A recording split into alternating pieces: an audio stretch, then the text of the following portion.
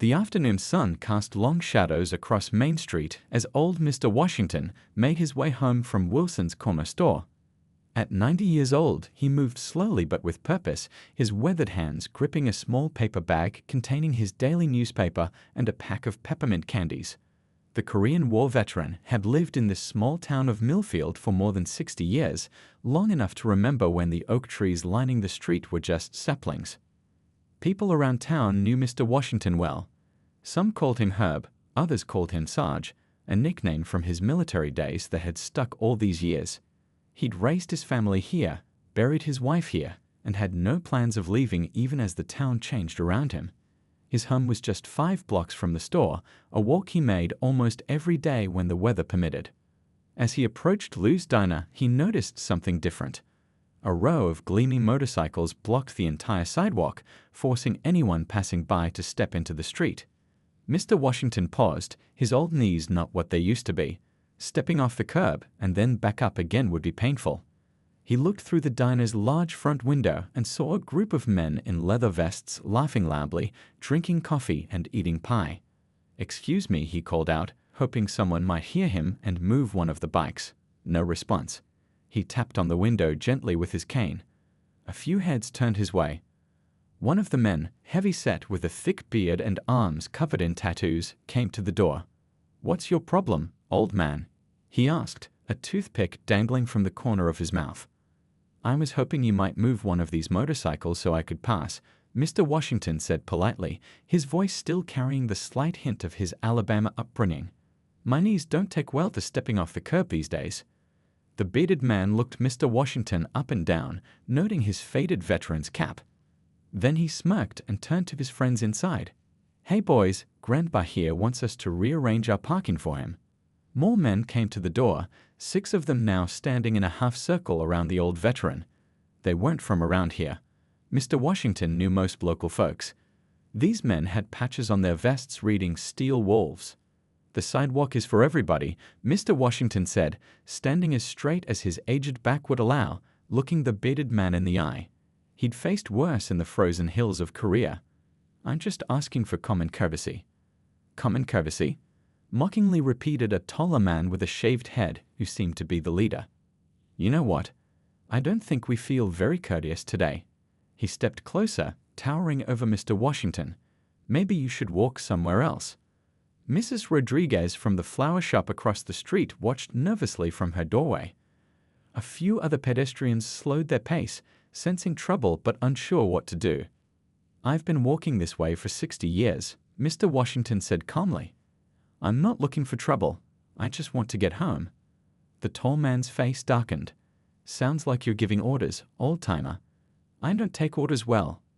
Before anyone could react, the man's fist shot out, striking Mr. Washington in the chest. The old veteran staggered backward, losing his balance completely. He fell hard onto the concrete, his newspaper and candy scattering. His cane clattered against one of the motorcycles. The group of bikers laughed. The tall one leaned down close to Mr. Washington's face. "Next time, take the long way around." Then he straightened up, kicked the cane further away, and motioned to his friends. "Food's getting cold, boys." They sauntered back into the diner as if nothing had happened, leaving the 90-year-old veteran struggling to breathe on the sidewalk. Mrs. Rodriguez rushed across the street along with a young man who had been walking his dog nearby. "Mr. Washington." "Oh my God." She pulled out her cell phone with shaking hands. "Someone call an ambulance." The old veteran's eyes were open but confused. A trickle of blood ran from where his head had hit the pavement. The little bag of peppermint candies lay crushed under one of the motorcycle tires. Word spread quickly through the small town. By nightfall, everyone knew what had happened to their beloved Korean War veteran outside Lou's Diner. And in a city hundreds of miles away, a phone was ringing with news that would set in motion events that would change everything. The call came at 2:17 in the afternoon.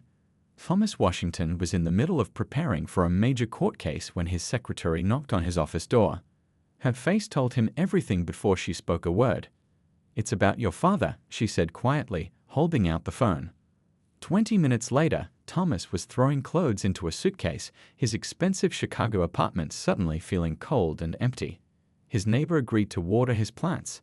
His boss reluctantly approved emergency leave. None of it seemed real. The 5-hour drive from Chicago to Millfield was a blur of highway signs and churning thoughts. Thomas hadn't been home in nearly 2 years, always too busy with one case or another, always promising to visit next month, next holiday.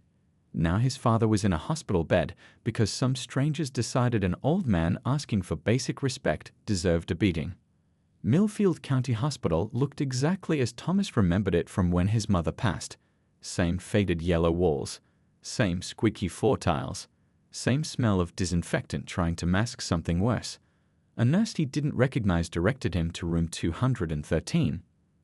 Thomas paused at the doorway, his breath catching in his throat.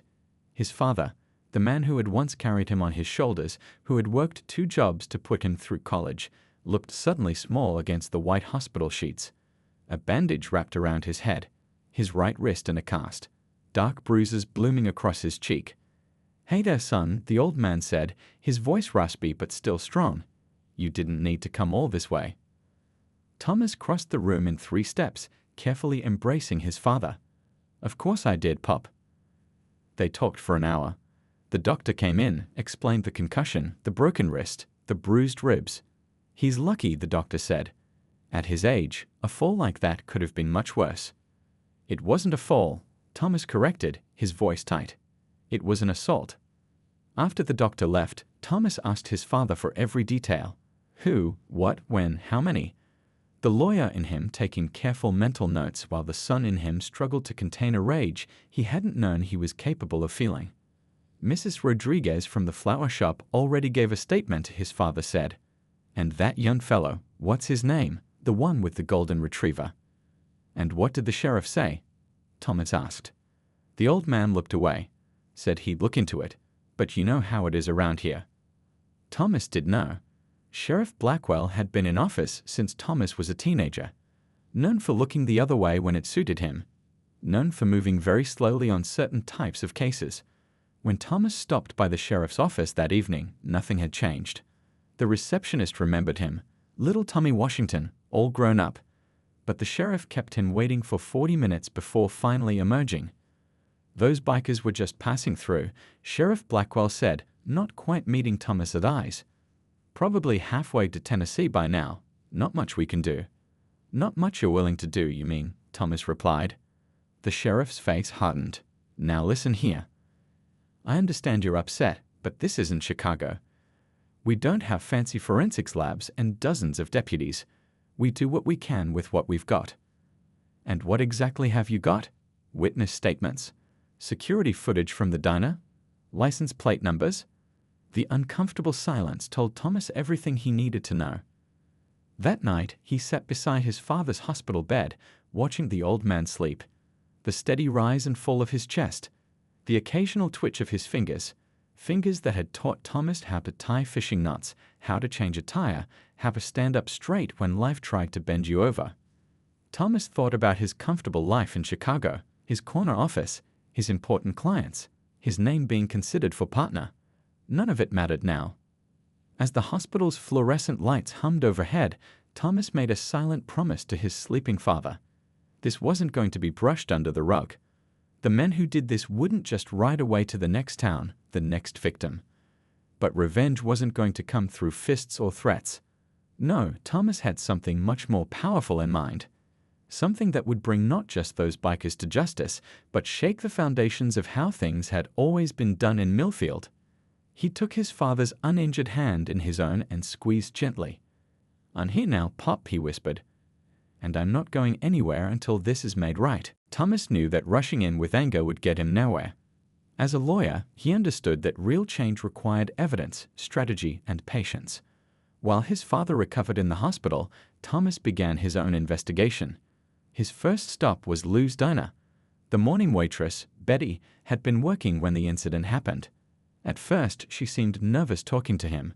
"Look, I just served food," she said, refilling his coffee cup for the 3rd time. "I don't want any trouble." "I'm not here to cause trouble," Thomas assured her. "I just want to understand what happened to my father." Betty glanced around the nearly empty diner, then sat down across from him. "Those guys come through every few months. Always the same routine." They make a mess, intimidate everyone, and leave a lassie tip. She lowered her voice. The owner won't say anything because last time someone complained, they came back at night and broke all our windows. Do you know who they are? Thomas asked. They call themselves the Steel Wolves. Their leader is this big guy with a shaved head. Everyone calls him Brick. Betty hesitated. There's something else. They'd always stop at the Bear Creek gas station on their way out of town. The owner there, he seems to know them real well. Thomas spent the rest of the day walking around town, notebook in hand. At the flower shop, Mrs. Rodriguez showed him the photos she'd taken with her phone after the attack. They weren't great quality, but Thomas could clearly see his father on the ground and the backs of several men entering the diner. I was too scared to catch their faces, she admitted, but I got their motorcycle license plates. She scrolled through her photos, showing him clear images of 3 different plates. Next, Thomas visited the Bear Creek gas station. The attendant was a skinny teenager who practically jumped when Thomas mentioned the Steel Wolves. Man, those guys give me the creeps, the kid said, looking over his shoulder as if they might appear. They always meet with the owner in his back office. Closed door, you know? But once I was sweeping nearby and heard them talking about their route. They hit towns across 3 counties, then head back to some place called Pine Ridge. That evening, Thomas drove to the county courthouse. An old law school friend now worked in records there and agreed to meet him after hours. I pulled everything I could find, his friend said, handing over a thick folder. These Steel Wolves have been causing trouble for years, but charges never stick. Either witnesses back out or paperwork mysteriously disappears. Back in his motel room, Thomas spread the documents across the bed. Police reports from neighboring counties showed a clear pattern. The group would enter a small town, cause trouble specifically targeting minority-owned businesses or individuals, then disappear before facing consequences. One name kept appearing in the reports, Richard Brick Harmon, the apparent leader. Thomas typed the name into his laptop. Within minutes, he found that Harmon owned a motorcycle repair shop in Pine Ridge, about 60 miles away. More searching revealed that Harmon had made significant donations to several local political campaigns, including, Thomas felt his blood run cold, Sheriff Blackwell's. The next morning, Thomas parked across the street from Harmon's shop, Brick's Custom Cycles. He watched as men came and went, several wearing the Steel Wolves patches. Using a small camera, Thomas took photos of everyone entering and leaving. He also recorded the license plates of every vehicle in the parking lot. Around noon, a police cruiser pulled up, but not from Millfield. This was a Pine Ridge County Sheriff's car. The officer went inside for exactly 17 minutes, then left carrying a small paper bag. Thomas followed the cruiser to a bank, where the officer deposited something at the night drop. That night, as Thomas organized his growing collection of evidence, his motel room phone rang. It was the hospital. "Mr. Washington," the nurse said, "your father's asking for you. He seems upset." When Thomas arrived, he found his father watching the local news. Sheriff Blackwell was giving a statement. "We've investigated the incident and determined it was merely a misunderstanding between parties. The case is now closed."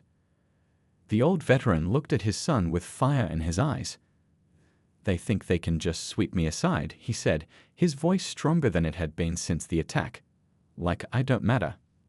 Thomas sat down and took his father's hand. "They have no idea who they're dealing with, Pop," he said quietly. "No idea at all." Thomas knew he couldn't fight this battle alone.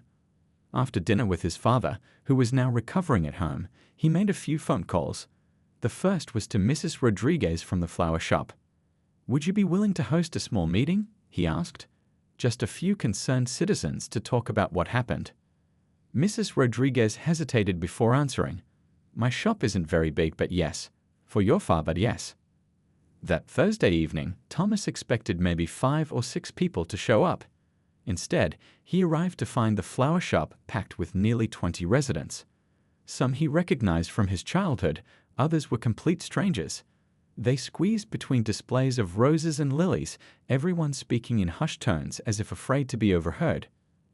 "I didn't think this many people would care," Thomas whispered to Mrs. Rodriguez. She shook her head. "Everyone cares." We just didn't know what to do about it." Thomas cleared his throat, and the room fell silent. "Thank you all for coming. As you know, my father was attacked last week by members of the Steel Wolves motorcycle gang. The sheriff has closed the case, calling it a misunderstanding." A man in the back spoke up. "They broke my delivery van window last month when I parked in front of the diner. Sheriff said it was probably just kids." Another voice joined in. "They threatened to burn down my barbershop if I didn't pay for protection." Suddenly, everyone was talking at once. Stories poured out about intimidation, vandalism, and threats that had gone uninvestigated. Thomas listened, taking careful notes, shocked by how widespread the problem was. An older woman raised her hand. Thomas recognized her as Mrs. Chen, who ran the dry cleaners. "I have something to show you," she said quietly, pulling out her phone. "My grandson set up a security camera behind our shop. It caught them harassing the boy who takes out our trash. They said terrible things to him because of his skin color." Thomas watched the video, his jaw tightening. "Would you be willing to share this?"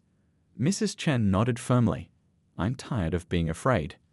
By the end of the meeting, Thomas had collected 7 videos, 12 written statements, and a list of 23 incidents involving the Steel Wolves.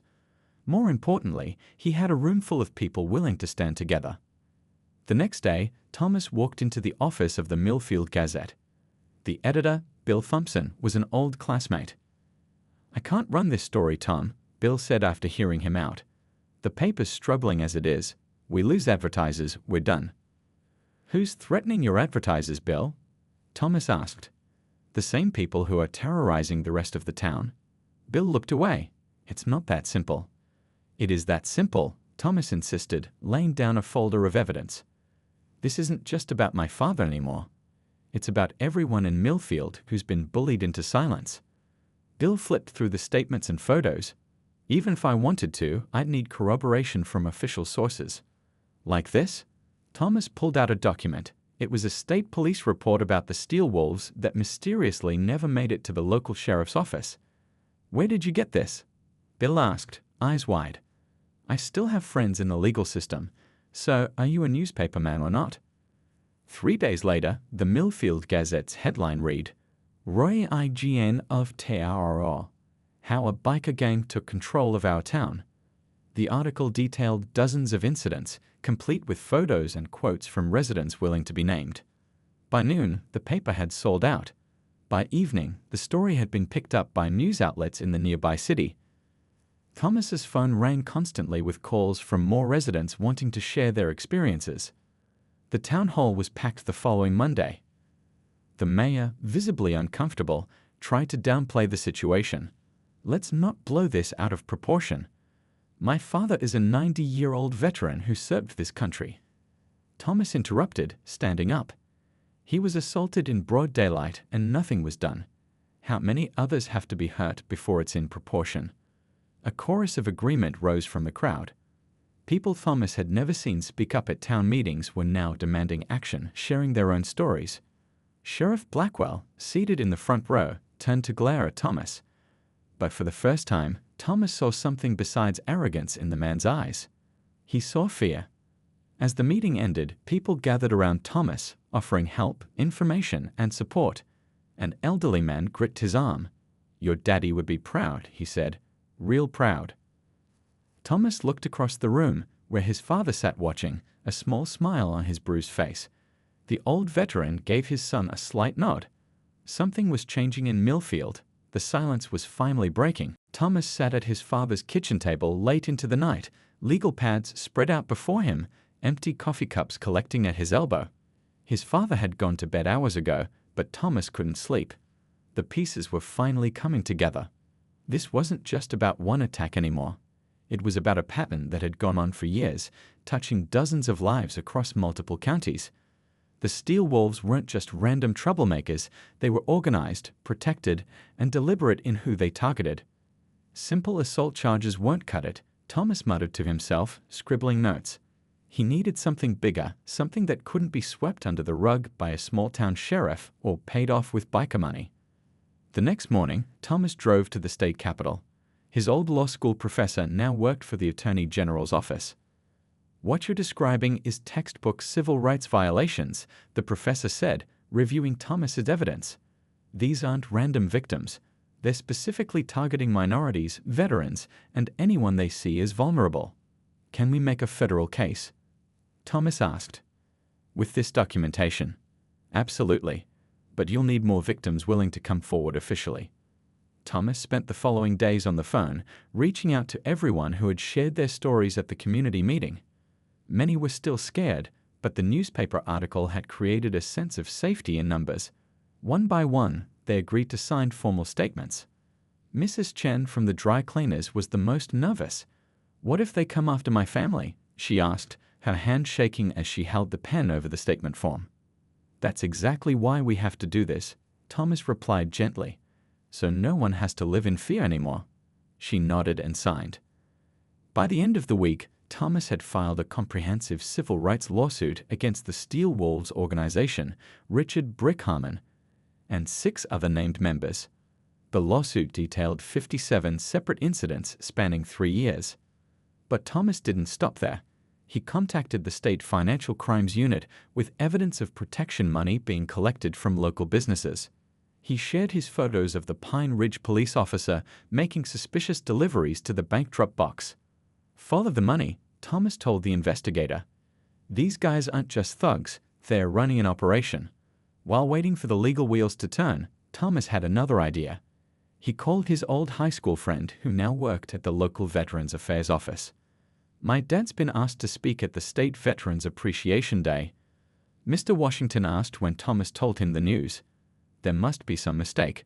I'm nobody special. You served your country with honor for 4 years, Thomas reminded him. And now you're standing up for your community. That makes you very special, Pop. The event was held on the steps of the state capitol building. Thomas helped his father up to the podium, the old man insisting on walking the last few steps alone despite his still healing injuries. Mr. Washington pulled out his handwritten notes, then set them aside. I'm not going to read from my paper, he said, his voice clear and strong despite his age. I'm going to speak from my heart. For the next 10 minutes, the crowd of hundreds stood in total silence as the 90-year-old veteran shared his story. He spoke about serving a country that didn't always serve him back. He talked about returning home to face discrimination while still wearing his uniform. And he described how, decades later, he was attacked simply for asking someone to move their motorcycle so he could walk safely on a public sidewalk. But this isn't about me, he concluded. It's about what kind of community we want to be. One ruled by fear, or one where everyone can walk down the street with dignity. The applause was thunderous. Several state politicians approached afterward, including the Attorney General and 2 state senators. We've been hearing reports about problems in Millfield County for years, one senator told Thomas privately. But we never had anyone bring us concrete evidence before. Well, you have it now, Thomas replied. The question is, what are you going to do about it? That evening, as they drove home, Mr. Washington looked over at his son. You know they're not going to take this lying down, right? Those steel wolves are going to fight back hard. Thomas nodded grimly. I'm counting on it, Pop. In fact, I'm ready for it. The rumble of motorcycles echoed through Millfield's main street early Tuesday morning. Thomas was at the courthouse filing additional paperwork when he heard them arrive. He walked to the window and counted 12 bikes pulling up outside. The steel wolves had returned, just as he had expected they would. People on the sidewalk quickly moved inside nearby shops. A mother hurried her children across the street. The fear was still there, but something was different this time. Store owners stood watching from their doorways instead of hiding in back rooms. Some had phones out, recording everything. Thomas calmly finished signing his documents, thanked the clerk, and walked outside to the courthouse steps. The leader of the group, Brickharman, was dismounting his motorcycle when he spotted Thomas. So you're the hotshot lawyer causing all this trouble, Brick called out, his voice carrying down the street. Several of his men laughed, forming a half circle around their leader. Thomas remained on the top step, looking down at them. Mr. Harmon, he said calmly, I've been expecting you. This seemed to throw Brick off balance. He'd clearly anticipated fear, not calm acknowledgement. He recovered quickly, climbing the first few steps toward Thomas. You've been making a lot of noise about things that don't concern you, Brick said, his voice lower now, threatening. Filing papers, talking to state cops, getting people all stirred up. Actually, an assault on my 90-year-old father very much concerns me, Thomas replied. He noticed a police car quietly pulling up at the end of the block. Not Sheriff Blackwell's, this was a state trooper vehicle, right on schedule. That old man should have shown some respect, one of the other bikers called out. Respect is earned, Thomas replied, not taking his eyes off Brick. And men who attack the elderly don't deserve any. Brick climbed another step, now close enough that Thomas could smell leather and cigarettes. You have no idea who you're messing with, city boy. We've owned this county longer than you've had that fancy suit. Behind the bikers, Thomas could see more people gathering. Mrs. Rodriguez from the flower shop, Mr. Lloyd from the Chinese restaurant, the high school principal, dozens of townspeople watching silently from a safe distance. No, Thomas said quietly. You had no idea who you were messing with when you struck a 90-year-old man who survived combat and 6 decades of discrimination. That was your mistake.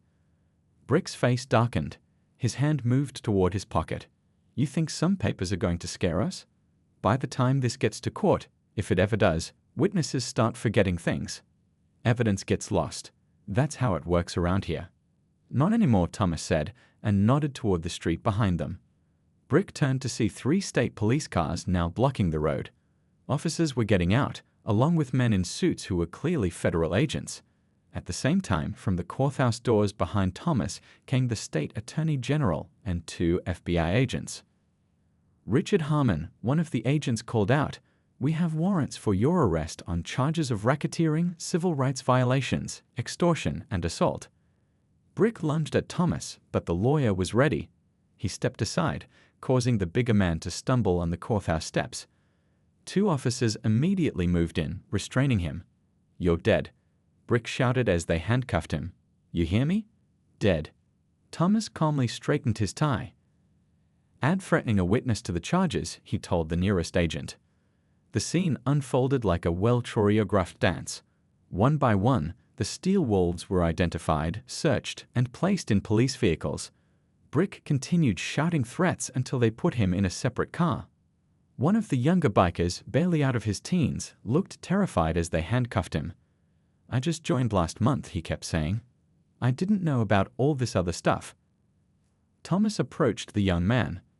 "If you're willing to cooperate, tell what you know, I can talk to the prosecutor." The young biker glanced at the car where Brick was still raging, then back at Thomas. "They've got connections everywhere," he whispered.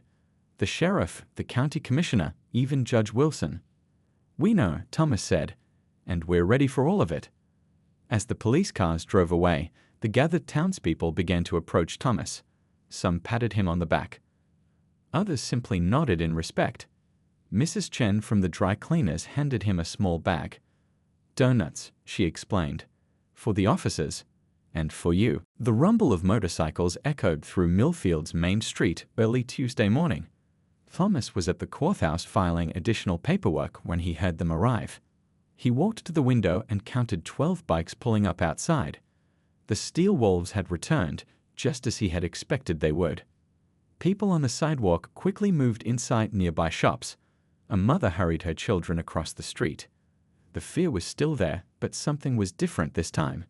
Store owners stood watching from their doorways instead of hiding in back rooms. Some had phones out, recording everything. Thomas calmly finished signing his documents, thanked the clerk, and walked outside to the courthouse steps. The leader of the group, Brick Harmon, was dismounting his motorcycle when he spotted Thomas. "So you're the hotshot lawyer causing all this trouble," Brick called out, his voice carrying down the street. Several of his men laughed, forming a half circle around their leader. Thomas remained on the top step, looking down at them. "Mr. Harmon," he said calmly, "I've been expecting you." This seemed to throw Brick off balance. He'd clearly anticipated fear, not calm acknowledgement. He recovered quickly, climbing the first few steps toward Thomas. "You've been making a lot of noise about things that don't concern you," Brick said, his voice lower now, threatening. "Filing papers, talking to state cops, getting people all stirred up." "Actually, an assault on my 90-year-old father very much concerns me," Thomas replied. He noticed a police car quietly pulling up at the end of the block. Not Sheriff Blackwell's, this was a state trooper vehicle, right on schedule. That old man should have shown some respect, one of the other bikers called out. Respect is earned, Thomas replied, not taking his eyes off Brick. And men who attack the elderly don't deserve any. Brick climbed another step, now close enough that Thomas could smell leather and cigarettes. You have no idea who you're messing with, city boy. We've owned this county longer than you've had that fancy suit. Behind the bikers, Thomas could see more people gathering. Mrs. Rodriguez from the flower shop, Mr. Lai from the Chinese restaurant, the high school principal, dozens of townspeople watching silently from a safe distance. No, Thomas said quietly. You had no idea who you were messing with when you struck a 90-year-old man who survived combat and 6 decades of discrimination. That was your mistake. Brick's face darkened. His hand moved toward his pocket. You think some papers are going to scare us? By the time this gets to court, if it ever does, witnesses start forgetting things. Evidence gets lost. That's how it works around here.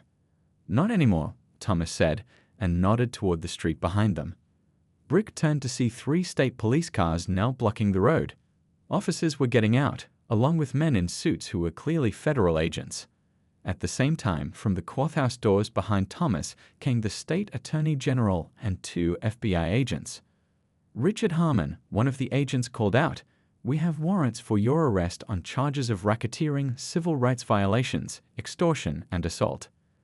Brick lunged at Thomas, but the lawyer was ready. He stepped aside, causing the bigger man to stumble on the courthouse steps.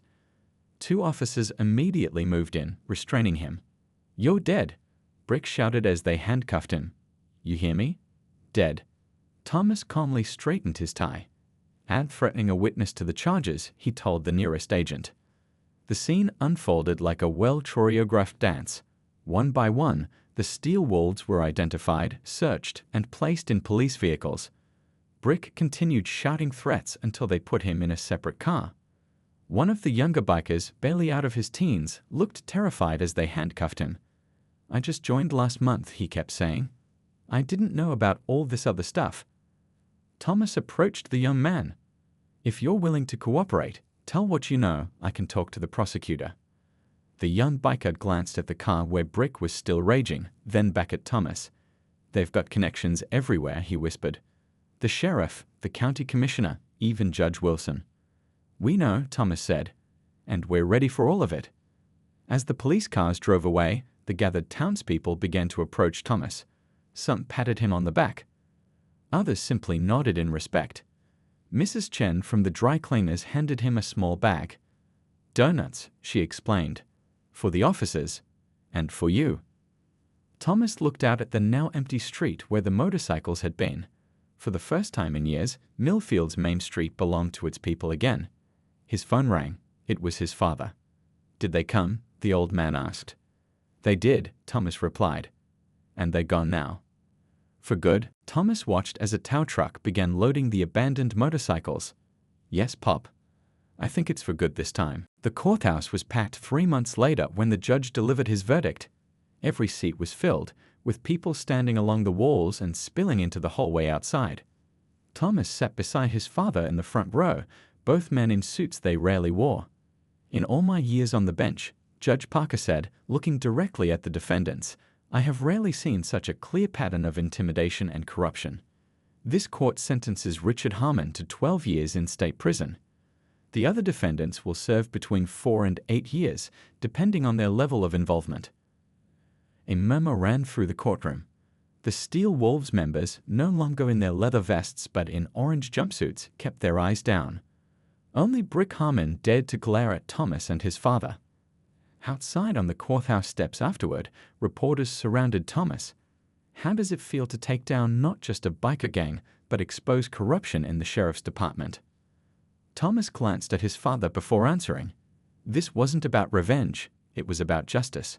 About making sure everyone in this town can walk down the sidewalk without fear, regardless of their age or color or background. The following weeks brought more changes to Millfield than the previous 20 years combined. Sheriff Blackwell resigned ahead of his own indictment. 3 county officials stepped down when their connections to the Steel Wolves were revealed. A special election was scheduled for the spring. The town council called an emergency meeting to address what they called the power vacuum. The mayor, nervous about his own connections being exposed, proposed a settlement for Mr. Washington, a small sum of money and a written apology. "That's not enough," Thomas told the packed town hall. "My father deserves better, and so does this community." After hours of debate, the council agreed to establish a citizen oversight committee for the police department and create a community fund to help businesses that had paid protection money to the bikers. Most importantly, they voted to rename the town's veteran memorial after Mr. Washington.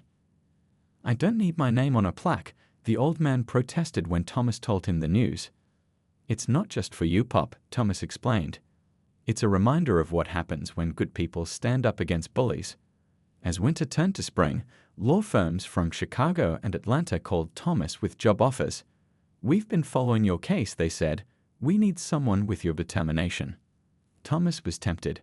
The salaries they offered were impressive, and the cases would be high profile. Everything he'd worked for in his career. One evening, he sat with his father on the porch, watching the sunset as they talked about the office. "So when do you head back to the big city?" the old man asked, rocking gently in his chair. Thomas was quiet for a long moment. "Actually, I've been thinking about staying." His father stopped rocking. "Staying in Millfield? Why would you do that?" "Because there's work to be done here," Thomas said. "This town is changing, and it needs good lawyers to help guide that change." He paused. "And because I've missed too many sunsets with you already." 2 weeks later, Thomas rented a small office above the hardware store on Main Street. He painted Washington Legal Services on the door and put out the word that he'd take on cases for those who couldn't afford big city lawyers. His first clients were Mrs. Rodriguez and Mrs. Chen, who wanted help starting a business association for minority shop owners. Next came the young biker who had testified against his former gang. He needed help finding a job and starting over. Word spread, and soon Thomas had more clients than he could handle alone. That summer, the whole town gathered for the dedication of the Washington Veterans Memorial. The old man, dressed in his Korean War uniform that somehow still fit, stood proudly as they unveiled the new plaque. A reporter from the city newspaper asked him how it felt to have the memorial named after him. Mr. Washington thought for a moment, looking at his son who stood nearby. "The real memorial isn't this plaque," he finally said. "It's what my son did here." He showed that sometimes the strongest revenge isn't getting even, it's bringing justice to everyone. Later, as father and son walked home together, the old veteran chuckled. "What's so funny?" Thomas asked. "Just thinking about those bikers," Mr. Washington said. "They thought they were so tough, picking on an old man. They never imagined it would bring down their whole operation." Thomas smiled, putting his arm around his father's shoulders. "They picked the wrong old man, Pop." "And they definitely picked the wrong old man's son," Mr. Washington added with pride as they walked together down the sidewalk that now belonged to everyone.